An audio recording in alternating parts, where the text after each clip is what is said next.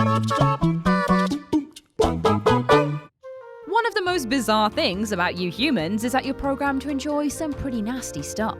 Just think about how much of your entertainment involves murder, drugs, war, crime, betrayal, the list goes on. And it's actually crazy to think how normal a lot of these things feel when you're watching them on the TV. Maybe it's because there's a certain thrill in watching someone else take all that heat on your behalf. These sinister characters feel a lot more interesting because they're living dangerously, which can be an attractive attribute when compared to your average goody-two-shoes hero. There are dozens of characters like this on TV, from obsessive stalkers to international criminals to full-on cannibals. And yet, despite how creepy they are, they're incredibly easy to sympathize with because of their intelligence and charm, even if they do have downright heinous goals. You wouldn't want to encounter any of these people in real life, but hot damn, their creepiness was really hard to truly hate. I am the Peeping Tom, Ash from What Culture, and these are 10 creepy TV characters you actually root for. 10. Tate Langdon, American Horror Story. From the second we meet him, it is made crystal clear that Tate Langdon is a deeply disturbed individual. He talks about a dream in which he commits a school shooting that he eventually carries out, assaults Vivian Harmon, the mother of his love interest Violet, and is generally quite unstable and unpredictable. Oh, and he also likes to dress up in a black latex suit, but we're not going to kink shame here. But despite all of his horrible actions and his disturbing and crazed behaviour, there's something about him that actually makes you feel sorry for the guy. Throughout American Horror Story, there are strong hints that Tate is being influenced by the murder house, as well as his troubled childhood. His deranged personality was almost inflicted upon him because of these factors, making him a victim of circumstances outside of his control. Plus, since actor Evan Peters is mainly known for playing funny and relatable characters, like Quicksilver in the X-Men movies or Todd in Kick-Ass, some of that likability also bleeds over into his performance as Tate. Black latex suit and all. 9. Jared Dunn, Silicon Valley. Silicon Valley's Jared Dunn might be the most socially awkward human being in the history of human beings. Not because he's shy and doesn't attempt to create any conversation, rather, it's because he just doesn't appear to have any verbal filter.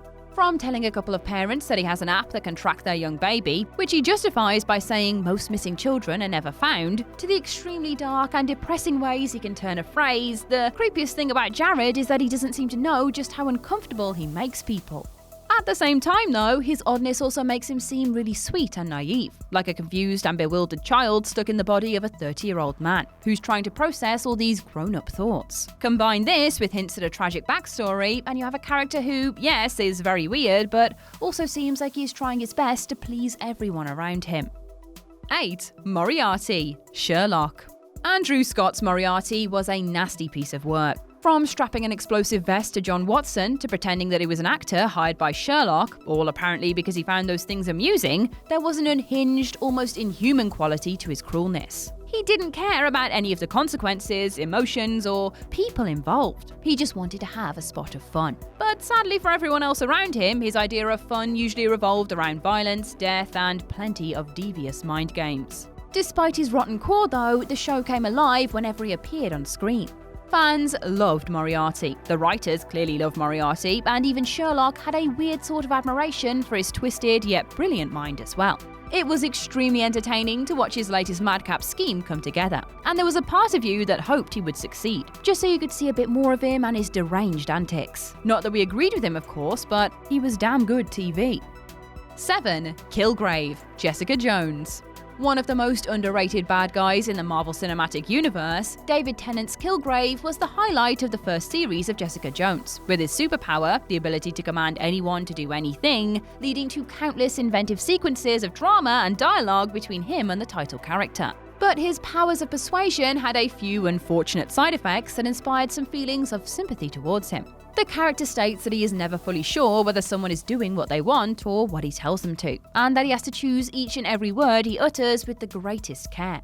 It's hard not to acknowledge what a nightmare that must be to live with. And while the way he treats Jessica is certainly unforgivable, there is a tragic element to Kilgrave that shines through on certain occasions. Because of this, it's very easy to root for him when he starts trying to play the hero as the season progresses. You know how effective his powers could be if they were used for good, and Tennant is such a likeable actor that you'll be wanting him to pull through and change his villainous ways. 6. Crazy Eyes, Orange is the New Black. Crazy Eyes was one of those inmates that characters had to be really careful around, because her sensitivity meant that you never knew what might set her off and make her angry. We all remember her infamous "I will cut you" scene, and yet the character had a softer side as well. And no matter how violent or psychotic she became, you still got the sense that Crazy Eyes meant well. Even the reason why she ended up in prison to begin with, she brought a young boy back to her apartment to play games, only for him to fall to his death after trying to escape, was simply her just trying to make a friend. And ultimately, that is all the character wanted. This made all of her inappropriate and off-the-wall antics, like obsessing over Piper and beating people up for V, unorthodox attempts to get people to like her. And at the end of the day, Crazy Eyes was an intelligent and creative person whose mental state and oppressive environment were sending her down the wrong paths. We all wanted to see her do the right thing, because we knew that's what she was always trying to do. 5. Missy Doctor Who. Missy might be the most sadistic and unpredictable incarnation of the Master we have ever had on Doctor Who, and that is really saying something. From the way she toys with her prey before killing it, to her wacky mannerisms and her apparent joy at being thrown into dangerous situations. It was nearly impossible to get a read on what the character's intentions were, and whenever she was on screen, there was always a chance she could snap and straight up murder someone at any second. But because of how fun Missy found all the death, scheming and backstabbing that usually followed whenever she was around, we as viewers also started to enjoy ourselves along with her. She couldn't be trusted and she was incredibly dangerous, absolutely. But she managed to make even the bleakest of situations highly entertaining to watch. 4. Dexter Morgan. Dexter. We all have talents. Some of us can cook, others can play football, and a few oddballs out there can even make their eyebrows dance. But Dexter Morgan, his special talent is murdering people, and he is damn good at it. He performs his murders almost like a ritual, wrapping up his targets like they're Christmas presents waiting to be played with. And what makes this even more grim is that Dexter doesn't even seem bothered by any of it. It all seems quite routine and normal to him, and the scariest thing about the character is just how desensitized he is to violence and murder. And yet the series does a lot of things to get us on Dexter's side, actually hoping that his grisly methods will lead him to success and happiness. His targets are usually criminals, people who've escaped from the traditional, law-abiding justice system. Because of this, there's a part of you that doesn't really mind when Dexter carries out his latest gruesome murder because, hey, that guy probably deserved it anyway, or something. 3. Negan, The Walking Dead.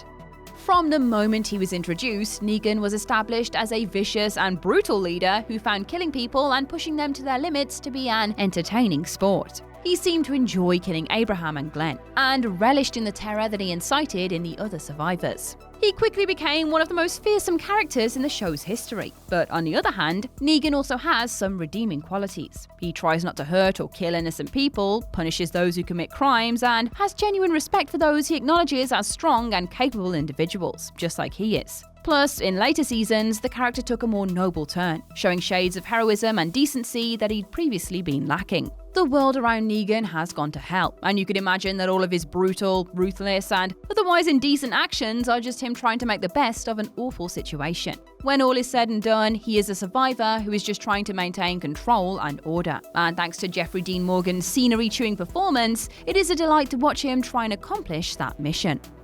2. Hannibal Lecter. Hannibal.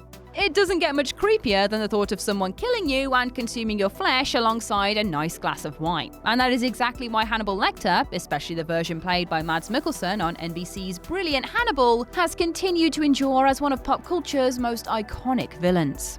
Lecter doesn't seem even slightly disturbed or put off by his heinous crimes, and instead, it is almost like he's just going shopping for a fine cut of meat. It is all so pedestrian to him, and it's frightening to consider that someone can carry out such gruesome and disturbing acts without feeling even a shred of remorse. Regardless, Hannibal is someone who, strangely, is possible to admire. There's a seductive quality to not just the overall look and feel of the show, but to Hannibal himself. He's such a sophisticated and well-mannered gentleman, murder aside, that you might even find yourself respecting him. On some twisted level, there is something about that which plants you firmly on his side, even though the things he does cannot, in all good sense, be justified.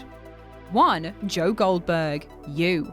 The entire point of Netflix's You is that Joe Goldberg is a creep. The premise of the series is that he develops an unhealthy infatuation with a woman before stalking her and inserting himself into her life in whatever twisted ways he can. Joe is an absolute dangerous nutcase and capable of murder. And yet, because he's the protagonist of the series and we follow him throughout, it is hard not to find yourself rooting for him, no matter how violent and off-kilter his romantic schemes become. Yu also does a few clever things to make us empathise with Joe and put us on his side. We can actually hear the character's thoughts throughout each episode, so we understand what he's thinking and, more importantly, what he's feeling.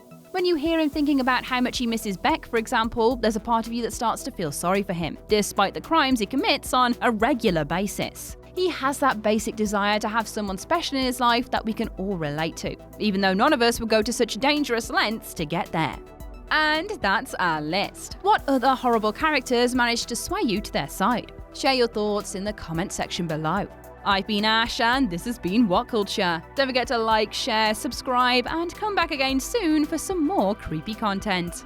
Thanks for watching.